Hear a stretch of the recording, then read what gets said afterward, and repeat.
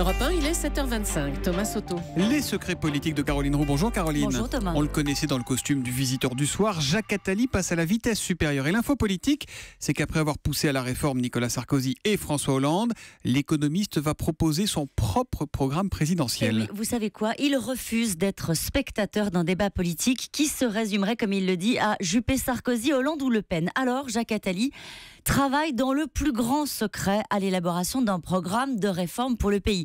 Et quand je vous dis, Thomas, dans le plus grand secret, c'est pas une formule.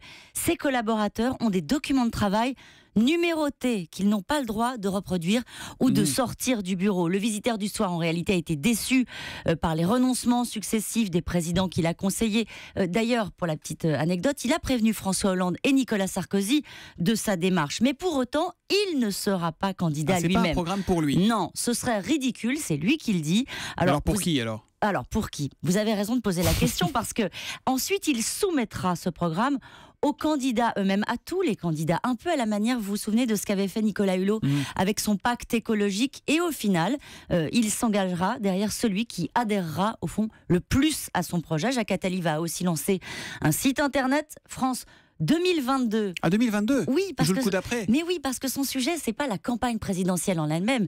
Son sujet, c'est les résultats des réformes à la fin du prochain quinquennat. Mais ça veut dire quoi, Caroline ? Que même Jacques Attali ne croit plus dans les partis politiques ? Non, vous avez raison de le souligner, et il les renvoie dos à dos assez violemment. D'ailleurs, hier sur son blog, Jacques Attali a signé un texte dans lequel il appelle les Français à rejeter le FNUMPS, comme il dit, et à aller massivement voter blanc aux prochaines élections départementales. Voilà, Jacques Attali qui aura l'occasion de s'expliquer sur ces révélations que vous nous faites ce matin, puisqu'il sera ce soir à 19h l'invité de Nicolas Poincaré dans le club de la presse d'Europe.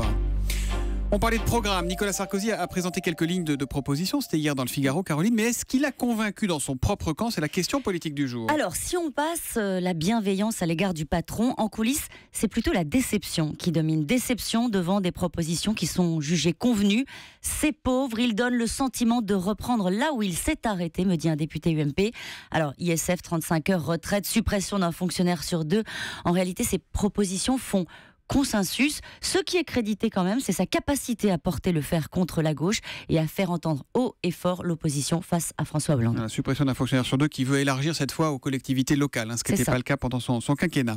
Et puis on va en entendre parler, Caroline. On va en entendre parler. La réunion du bureau de l'Assemblée sur la levée d'immunité parlementaire de Patrick Balkany pour corruption et blanchiment de fraude fiscale, elle se tiendra le 18 mars. Si l'Assemblée choisit de lever son immunité, il pourra être placé en garde à vue ou sous contrôle judiciaire. Les secrets politiques de Caroline Roux, c'est tous les matins à 7h25 sur Europe 1. On vous retrouve demain, Caroline. À demain.